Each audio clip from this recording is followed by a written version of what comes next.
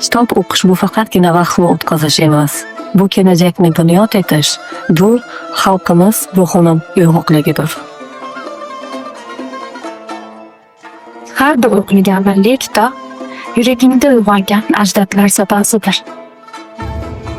Millatning ruhi uning adabiyotidadir, qalbi esa kitobxonlaridadir.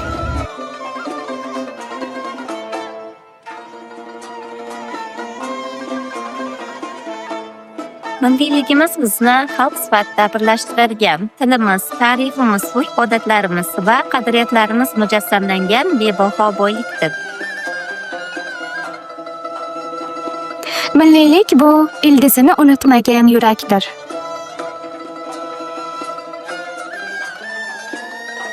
Milliy qadriyatlarimiz ajdodlarimizning qoldirgan nurli yo'li. U yo'l bizni nafaqat tarixiy g'ururga eltadi, balki kelajakka mustahkam qadam tashlashga o'rgatadi.